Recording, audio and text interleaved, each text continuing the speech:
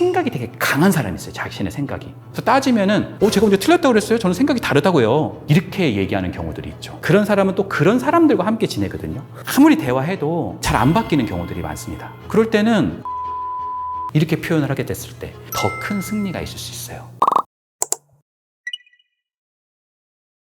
생각의 폭이 유달리 좁은 사람들이 있습니다. 자신의 생각만 되게 옳고 그 생각을 항상 내가 고수해야 되고 다른 사람도 그거를 해야 된다고 생각하는 그런 사람들이 있어요. 이런 경우들은 아무리 대화해도 잘 안 바뀌는 경우들이 많습니다. 그러니까 생각의 폭이 굉장히 좁고 그런 사람은 또 그런 사람들과 함께 지내거든요. 그런 생각이 끊임없이 강화가 되죠. 소위 자존감이 낮은 사람이 그럴 수 있습니다. 내가 만약에 아니라는 것이 들통나잖아요. 그러면은 내가 완전히 수치스럽고 내 스스로가 완전히 열등하고 라고 생각하는 그런 경우들이 있는 거예요. 내가 상대에게 되게 여유가 많아요. 재산이 한 1조 원쯤 됩니다. 근데 지갑을 샀는데 잘못 사가지고 지갑이 짝퉁 지갑 같은 거 산 거예요. 명품 이름이 알파치노 막 이렇게 돼 있어요. 이거 왜 알파치노야? 막 누가 이러면은 이거 잘못 샀네 내가 이거 명품인 줄 알고 샀는데 잘못 샀어. 이렇게 내가 얼마든지 여유롭게 얘기할 수 있는데 만약에 내가 정말 가난하고 내가 정말 이거 명품인 줄 알고 샀는데 알파치노다. 그러면 이게 명품이라고 막 우길 수가 있게 되겠죠. 어떤 면에서는 상대하고 대화의 관계 자체가 편하지가 않은 거예요. 관계 자체가 되게 대결 구도고요. 이 사람에게 내가 지금 우긴다는 게 틀리게 되면은 나는 완전히 박살나고 열등하고 모멸감이 들고 수치스럽다고 느낄 수 있는 그런 경향성이 높죠. 또 심지어 여기다 더해서 생각이 되게 강한 사람이 있어요. 자신의 생각이. 이런 사람들은 이런 표현들을 잘해요. 지금 토론회 하는 게 아니잖아요. A라는 사람이 내가 틀렸다고 말한 게 아니에요. 그냥 A는 자기 의견은 이렇습니다 라고 표현했는데 바로 저는 이분과는 생각이 좀 다릅니다. 이러면 내가 뭐 다르다고 했으니까 생각은 뭐 다른 거고 이렇게 생각하는 게 아니라 마치 내가 틀렸다는 느낌을 받게 될 수 있죠. 그래서 따지면은 제가 언제 틀렸다고 그랬어요? 저는 생각이 다르다고요. 이렇게 얘기하는 경우들이 있죠. 근데 사실은 이런 표현들도 상당히 자기 생각이 좀 강하고 자기 주장을 너무 강하게 표현하고 상대의 이야기들이 들어올 수 있는 구멍 자체가 적은 사람이다라고도 표현할 수가 있겠네요. 부사를 잘 보면 되죠. 그게 아니라 당연히 객관적으로 이런 표현들 많이 할 수 있죠. 지금 나의 세계관에 나의 생각을 잘 못 알아듣고 있어서 이런 얘기를 하는구나 라고 생각해서 그걸 더 설명을 합니다. 이런 경우들은 사람을 되게 숨막히게 하죠. 심지어 자기 주장이 옳다고 표현하는 것은 얼마든지 그럴 수 있어요. 근데 이제 우기기까지 한다는 건 자기 주장만 맞고 상대방 의견은 자꾸 틀렸다는 투로 가니까 내 입장에서는 되게 기분이 나쁘고 뭔가 답답하고 그럴 수가 있겠죠. 너무 대결 구도로 가져가는 사람에게 우리가 대결을 안 하면 되는 겁니다. 예를 들자면 어떤 사람이 주장을 막 해요. 그럴 때는 그냥 그럴 수 있다고 표현하면 됩니다. 그 사람이 맞다고 해주면 돼요. 심지어 어떤 면에서는 내가 졌다고 표현해 주잖아요. 더 큰 승리가 있을 수 있어요. 왜냐하면 그 사람의 마음을 얻을 수 있는 겁니다. 예를 들어 볼게요. 부부관계입니다. 지금 되게 화났어. 이렇게 표현했어요. 근데 아내분이 화났어? 아니 누군 화 안 난 줄 알아? 난 여기가 다 썩어 문드러질 지금 지경이야. 이렇게 표현하면 3분, 5분 있으면 어떻게 되겠어요? 난리가 날 수 있잖아요. 그럴 때는 그냥 그 사람이 화났다라는 것을 그냥 인정해주면 돼요. 자기의 주장을 말하거나 자기의 화난 부분을 계속 얘기하기보다는 화냈던 이유, 자기의 주장이 왜 옳게 되었는지에 대한 타당성 있는 맥락이 나오기 시작을 합니다. 훨씬 사람을 내 편으로 만들 수 있는 중요한 하나의 기법이라고도 말할 수 있겠네요.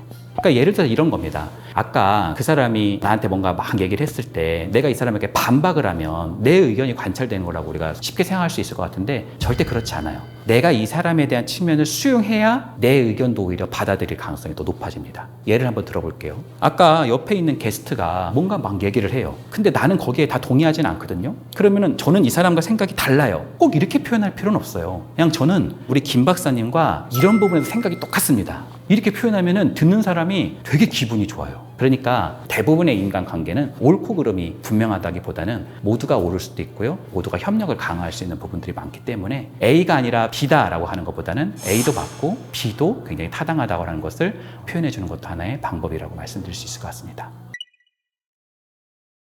만약에 내가 그 사람을 손절해야겠다라고 생각을 한다면 얼마든지 그럴 수도 있겠죠. 근데 많은 경우에 참 힘든 게 뭐냐면 직장 생활에서 손절이 솔직히 어렵습니다. 그 사람이 나한테만 이렇게 좀 공격적으로 한다. 이건 좀 단호하게 표현할 수도 있겠죠. 근데 이 사람이 전반적으로 자기 주장이 너무 세고 항상 대결 구도로 가져가고 이런 사람일 수 있잖아요. 그러면 굳이 이 사람하고 싸울 필요가 있을까요? 예를 한번 들어보면 어떤 사람이 항상 다른 사람은 틀렸다 그러고 자기만 옳다고 표현했던 상사가 있었어요. 실제 그 상사가 실수를 한 거예요. 명백한. 예를 들자면 이런 거죠. 가격을 막 올렸어요. 회사에서. 이익률을 높이려고 가격을 막 올렸어요. 그랬다가 회사가 지금 되게 어려운 상황이 된 거예요. 약간 실패가 된 거죠. 이분이 마케팅에서. 이거는 어떤 면에서는 직원들이 지금 다 알고 있단 말이에요. 그리고 이 팀장님도 다 알고 계실 수 있어요. 잘 걸렸다. 이럴 때 한번 내가 카운트 한번 치자 라고 해서 내가 카운트를 치게 되면 이 사람도 나중에 두고 보자 이럴 가능성이 있습니다. 오히려 이렇게 말하는 거죠. 아니 그때 우리가 이익률이 너무 떨어져가지고 저는 팀장님 마음이 충분히 이해가 된다. 이걸 올리려면 가격을 올리는 방법밖에 없었잖아요. 이렇게 표현을 하게 됐을 때 놀라운 일이 생겼어요. 이 상사가 다른 사람의 약간의 지점도 막 다 지적하는 사람이거든요. 놀랍게도 그 상사가 그럴 수 있다고 표현하는 거예요. 이 사람한테만.